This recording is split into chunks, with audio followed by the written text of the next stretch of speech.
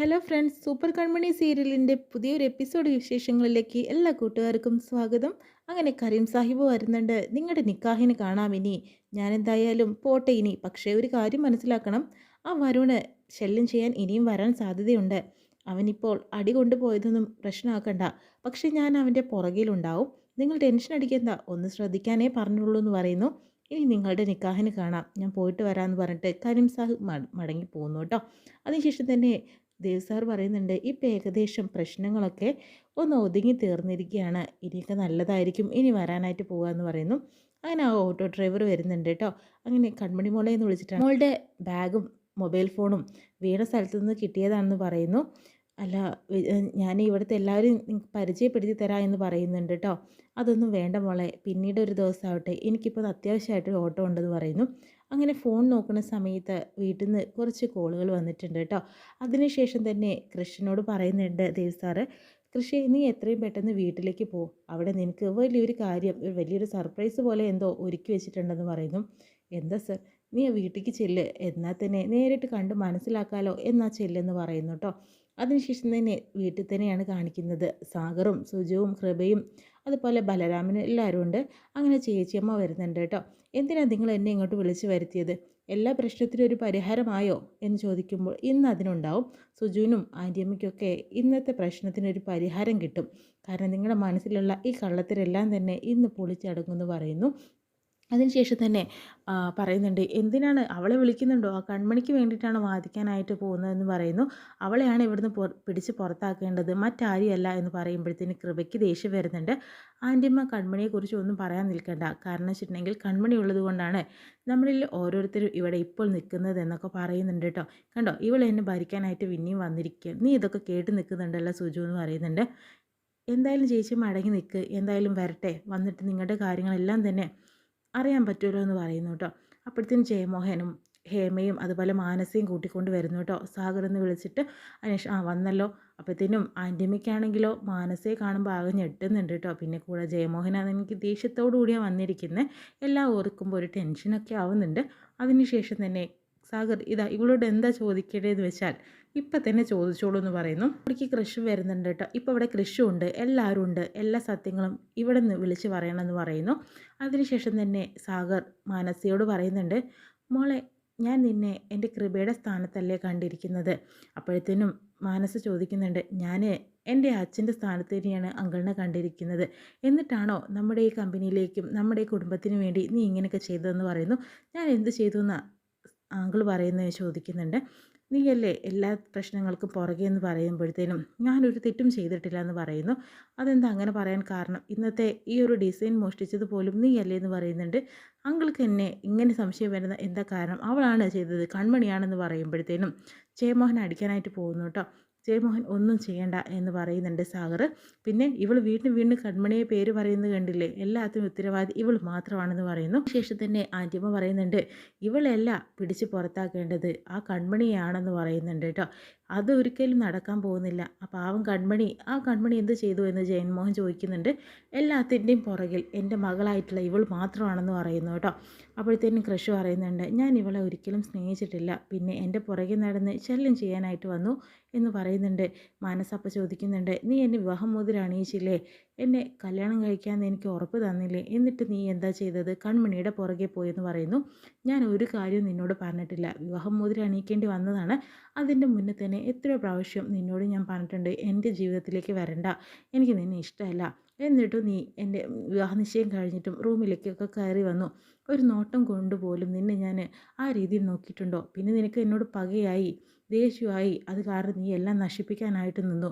പിന്നെ ഞാൻ ഒരാളിൽ നിന്ന് അറിഞ്ഞതാണ്, എന്നെ വിവാഹം കഴിച്ചിട്ട് എന്നോടുള്ള പക തീർക്കണം ജീവിതകാലം മുഴുവൻ. അതായിരുന്നു നിൻ്റെ ഉദ്ദേശം, മറ്റൊന്നും ആയിരുന്നില്ല എന്നൊക്കെ എനിക്കിപ്പം മനസ്സിലായിട്ടുണ്ട്. എന്നിട്ട് പിന്നെ എന്തിനാ വീണ്ടും വീണ്ടും ആ കൺമണിയെ തോൽപ്പിക്കാനായിട്ട് നീ നടക്കുന്നതെന്ന് പറയുന്നു. ഞാനൊരു തെറ്റും ചെയ്തിട്ടില്ല എന്ന് വീണ്ടും വീണ്ടും മാനസ പറയുന്നുണ്ട്. നീ തെറ്റ് ചെയ്തു, അതിനുള്ള തെളിവോടുകൂടി തന്നെയാണ് നിന്നെ പിടിച്ചിരിക്കുന്നത് എന്നൊക്കെ പറഞ്ഞു കൊടുക്കുന്നുണ്ട് കേട്ടോ. തന്നെ പറയുന്നുണ്ട്. അപ്പോഴേക്കും സുജുവിന് ആകെ ടെൻഷൻ ആവുന്നുണ്ട്, എന്തൊക്കെയാണ് പറയുന്നത്. പിന്നെ കൃഷി ചോദിക്കുന്നുണ്ട്, നീ ഇന്നേ വരെ ചെയ്തിട്ടുള്ള എല്ലാ കള്ളത്തരും, ആ കൺമണി വരച്ച ഡിസൈനും എല്ലാം തന്നെ നീയാണ്, ഒറ്റ ഒരുത്തിയാണ് എല്ലാം നശിപ്പിക്കാനായിട്ട് കാരണം. കൺമണിക്ക് കിട്ടേണ്ട അംഗീകാരം പോലും നീ തട്ടിയെടുത്തവളാണ്. അന്ന് മുതൽ ഇന്ന് വരെയുള്ള കാര്യങ്ങളെല്ലാം തന്നെ കൺമണി ചെയ്തതും നീയാണ് ചെയ്തതെന്ന് പറഞ്ഞിട്ടാണ് നീ ഓരോ കാര്യങ്ങൾക്കും പിടിച്ചിരുന്നത്. ഒപ്പം ഇവിടെ വേറെ ആൾക്കാരും കൂട്ടിനുണ്ടായിരുന്നു എന്ന് പറയുന്നു. ആദ്യം തന്നെ അച്ഛനും അമ്മയുടെയും ആ പിക്ചർ വരച്ചത് അത് കൺമണിയായിരുന്നു. നിനക്ക് വേണ്ടിയിട്ടാണ് ആ പിക്ചർ വരച്ചു തന്നതും എന്നൊക്കെ പറയുന്നുണ്ട്. അല്ല, അത് ഞാൻ തന്നെ വരച്ചതാണെന്ന് പറയുന്നു. അപ്പോഴത്തേനും കൃപ പോയിട്ട് ഒരു പേപ്പർ എടുത്തിട്ട് വരുന്നുണ്ട്. എന്നാൽ പിന്നെ ഇപ്പോൾ അച്ഛനും അമ്മേൻ്റെയും ചിത്രം ഒന്ന് വരച്ച് താ മാനസി എന്ന് ചോദിക്കുന്നുണ്ട്. മാനസ അത് ബബ്ബബ അടിക്കുകയാണ്. കാരണം മാനസയ്ക്ക് അറിയില്ലല്ലോ അത് വരയ്ക്കാനായിട്ട്. അപ്പോഴത്തേനും ആൻറ്റിയമ്മ വിചാരിച്ചു കള്ളത്തരം ഇപ്പോൾ പൊളിയുമല്ലോ, ഇനിയിപ്പോൾ എന്താ ചെയ്യുക എന്ന് പറയുന്നുണ്ട്. മാനസ വീണ്ടും വീണ്ടും തർക്കിച്ചുകൊണ്ടേയിരിക്കുകയായിരുന്നു. എനിക്കുള്ള പരീക്ഷണമാണോ ഇതെന്ന് ചോദിക്കുന്നുണ്ട്. തൽക്കാലം ഇതൊരു പരീക്ഷണമായിട്ട് നീ കണ്ടാൽ മതിയെന്ന് കൃഷും പറയുന്നുണ്ട്. ആൻറ്റിയമ്മ വേഗം തന്നെ ഒരു പാവം പെണ്ണിനെ ഇങ്ങനെ പരിഹസിക്കുന്നത് എന്തിനാണെന്ന് ചോദിക്കുന്നുണ്ട്. ഓ, അപ്പോൾ തന്നെ വന്നല്ലോ കൂട്ടുപ്രതി എന്ന് പറയുന്നുണ്ട്. നീ എന്താ എന്നെ പറഞ്ഞത്? പിന്നല്ലാതെ ആൻറ്റിയമ്മയല്ലേ എല്ലാത്തിനും കൂട്ടു നിന്നിട്ടുള്ളത്. എനിക്കത് മനസ്സിലാവാഞ്ഞിട്ടൊന്നുമല്ല, പിന്നെ വേണ്ടാന്ന് വെച്ചിട്ടാണ്. പക്ഷെ നിനക്ക് ഈ ചിത്രം വരയ്ക്കാൻ സാധിക്കില്ല എന്ന് പറയുന്നുണ്ട്. ജയമോഹൻ പറയുന്നുണ്ട്, ഞങ്ങളുടെ മകളാണ് ആ ചിത്രം വരച്ചതെങ്കിൽ ഒരു വട്ടം കൂടി ഞങ്ങൾക്ക് ആ തെളിവ് സഹിതം കിട്ടണം, എന്നാൽ നീ വരയ്ക്കെന്ന് പറയുന്നു. അപ്പോഴത്തേനും സാഗർ പറയുന്നുണ്ട്, ഇതെല്ലാം മനസ്സിലായല്ലോ. മാനസയുടെ മുഖം കാണുമ്പോഴത്തേനും അവൾക്ക് ഒരിക്കലും തന്നെ ഈ പിക്ചർ വരയ്ക്കാൻ സാധിക്കില്ല, ഒന്നും തന്നെ ഡിസൈൻ ചെയ്യാനും സാധിക്കില്ല എന്നുള്ളത് കള്ളത്തരം കൈയോടുകൂടി പിടികൂടി തന്നെ ചെയ്തിട്ടുണ്ട് കേട്ടോ. അപ്പോഴത്തേനും ഇനി കൂടുതൽ സംസാരിക്കേണ്ട കാര്യമില്ല എന്ന് മാനസയോട് പറയുന്നുണ്ട്.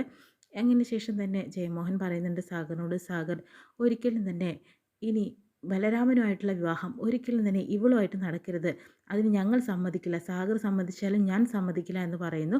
അതിന് സുജുവിനോട് പറയുന്നുണ്ട്, എല്ലാ തെറ്റിദ്ധാരണകളും മാറണം സുജു, കാരണം എൻ്റെ മകളാണ് നിങ്ങൾ തെറ്റിദ്ധരിപ്പിച്ചിരിക്കുന്നത്, കൺമണിയല്ല. ഒരിക്കലും ആ പെൺകുട്ടിയെ വെറുതെ ശപിക്കാൻ നിൽക്കരുത്, ഇവൾ കാരണമാണ് അതെല്ലാം തന്നെ പ്രശ്നത്തിലായിക്കൊണ്ടിരിക്കുന്നതെന്ന് പറയുന്നു. അതിനുശേഷം സാഗർ, നമ്മുടെ ഫ്രണ്ട്ഷിപ്പിന് ഒരിക്കലും ഒരു കോട്ടം വരരുത് എന്ന രീതിയിൽ പറയുന്നു. ഞങ്ങൾ ആഗ്രഹിച്ചതും ഈ മറുപടി തന്നെയാണ് ജയമോഹൻ എന്ന് പറയുന്നു. ഇനി മേലാൽ ഇവളുടെ പേരിൽ പറഞ്ഞ് നിങ്ങളുടെ കുടുംബത്തിനോ അല്ലെങ്കിലോ ഒരു പ്രശ്നം ഉണ്ടാവാൻ ഞാൻ സമ്മതിക്കില്ല, ഇവളെ ഞാൻ പിടിച്ചുകൊണ്ട് പോവാണെന്ന് പറഞ്ഞിട്ട് ജയമോഹൻ മാനസയെ കൊണ്ട് പോവാട്ടോ ചെയ്യുന്നത്. അതിന് സുജു ആണെങ്കിൽ വിഷമത്തോടുകൂടി സാഗറിനോട് മാപ്പ് അപേക്ഷിക്കുന്നു. പിന്നീട് കൃഷ്ണനോട് മാപ്പ് ചോദിക്കുന്നു. അമ്മയ്ക്ക് പറ്റിയൊരു തെറ്റാണ്, എന്നോട് പൊറുക്കടാന്ന് പറയുന്നുണ്ട് കേട്ടോ. അങ്ങനെ തന്നെ ആൻ്റമ്മയ്ക്കാണെങ്കിലോ കടുത്ത പകയായിട്ടോ. വീണ്ടും കാണിക്കുന്നത് ആണെങ്കിലോ വീട്ടിലേക്ക് പോകാനായിട്ട് റെഡി ആവുന്നുണ്ട്. ദേവ് സാറ് പറയുന്നുണ്ട്, മോൾ എന്തായാലും വീട്ടിലേക്ക് ചെല്ല്, നിൻ്റെ ശരീരം കൊണ്ടും മനസ്സുകൊണ്ടും ടയേർഡായിട്ടിരിക്കുകയാണ്, എത്രയും പെട്ടെന്ന് ഒരു വണ്ടി വിളിക്കും മഹി എന്ന് പറയുന്നു. അപ്പോഴത്തേനും പെട്ടെന്ന് തന്നെ കൃഷ് എവിടെയെന്ന് ചോദിക്കുന്നുണ്ട്. കൃഷ് ഒരാവശ്യത്തിന് വേണ്ടി പോയതാണ് വീട്ടിലേക്ക്, എല്ലാ കാര്യങ്ങളും വന്നിട്ട് കൺമണിയോട് നേരിട്ട് പറയുന്നു. അതിനുശേഷം തന്നെ കൺമണിക്ക് തലവേദന വരുന്നുണ്ട് കേട്ടോ. എന്ത് പറ്റി മോളെ എന്ന് ചോദിക്കുമ്പോൾ, ട്രിപ്പ് ഇട്ടപ്പോൾ അത് പകുതിക്ക് വെച്ച് അവസാനിപ്പിച്ചിട്ടല്ലേ ഇങ്ങോട്ട് വന്നത്, രാവിലെ ഒന്നും കഴിച്ചിട്ടില്ല, അതിൻ്റെയാണ്, നമുക്ക് ഹോസ്പിറ്റലിൽ പോയില്ല, അതൊന്നും വേണ്ട എന്ന് പറയുന്നുണ്ട്. എനിക്ക് കുറച്ച് ഭക്ഷണം മതി എന്ന് പറയുന്നു. മഹി ഇത്തിരി ഭക്ഷണം കൊണ്ടുപോകാമെന്ന് പറയുമ്പോഴത്തേനും കൃഷി അപ്രതീക്ഷിതമായിട്ട് കൺമണിക്ക് കഴിക്കാനുള്ള ഭക്ഷണം ആയിട്ട് കൊണ്ടുവരുന്നു കേട്ടോ. അപ്പോഴത്തേനും മഹിയും അതുപോലെ ദേവസാറും പറയുന്നുണ്ട്, കൺമണി ഇതിൽ കൂടുതൽ എന്ത് വേണം, ഇപ്പം കണ്ടില്ലേ നിങ്ങളുടെ മനപ്പൊരുത്തം, എന്താ സംഭവിച്ചത്, അതൊക്കെ കൺമണി നിങ്ങളോട് പറയും എന്ന് പറയുന്നുണ്ട്. എത്രയും പെട്ടെന്ന് കഴിച്ച് 2 ദിവസം റെസ്റ്റ് എടുത്തിട്ട് വന്നാൽ മതി എന്ന് ദേവസാർ പറഞ്ഞിട്ട് പോകുന്നു കേട്ടോ.